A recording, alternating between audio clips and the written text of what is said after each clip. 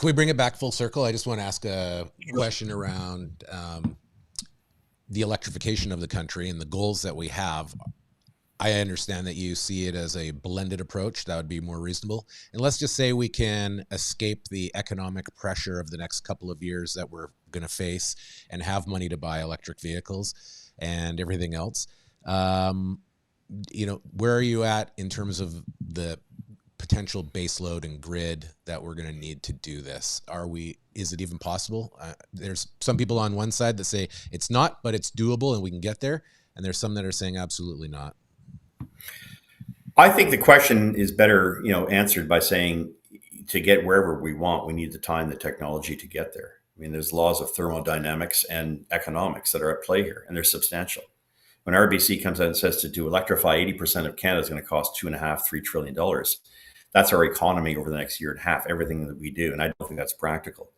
To get where we want to go, I think the Canadian way is always, bring in all elements of the great things that you do. Don't try to put all your eggs in one basket. A hurricane hits Nova Scotia, knocks out all the towers, or Ottawa and Toronto see a big storm, ice storm that takes out all of the electrical grid, or we have a solar event, Carrington, I think they refer to it as, where, all of our, everything goes down. You at least want some form of backup or some other alternative that can be readily dispatchable. And this is the problem. I don't think people understand electricity well enough that there's two factors that are critical. You have base load, think it's running 24/7, you got that power when you need it. But then you get cold weather and suddenly you need to reach out more and you can't get that. So you need peak power. It can also happen in reverse when it's extremely hot outside. You need more air conditioners or more computers, wherever the case may be.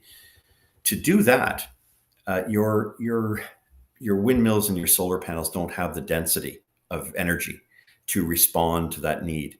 And you could actually wind up critically hurting people or creating energy blackouts or brownouts. So I think we have to be very careful and deal with what is realistic rather than trying to say, this is how the world is going to be. I think it's great to have aspirations and then to have, these goals and these dreams. But the problem is if you confine them to a particular time and say it has to be done by this date, as we're seeing from the federal Liberals, you have to have every EV by 2035, and you have to have an emissions cap put in place by 2030 that is 38% below 2019. That's political science, and that has nothing to do with reality. And I think that's what Danielle Smith is saying right now. She's saying, hey, we're not disagreeing on that we should have some targets. We're just disagreeing on the timeline. Well, yeah, that might be her point. I think the point is rather, whether even those things are achievable. And you say at the end of the day, for political reasons, I don't want to, say net zero is a ridiculous thing. But I think increasingly the world is moving away from the idea that, we can somehow control CO2, therefore we can control temperature.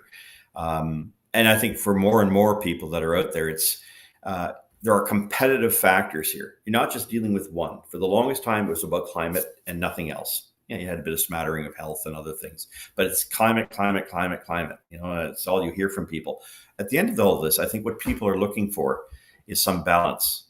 And it comes down to that big question of, can we achieve all these things? How do we do that? We have a pretty good idea where we want to go, but we can't be rushed in doing it, especially since the technology is not there to get us there. You get rid of all the fossil fuels tonight, and for the next 10 years, you're going to leave a lot of people starving. You're going to leave a lot of people dead in a cold country like Canada.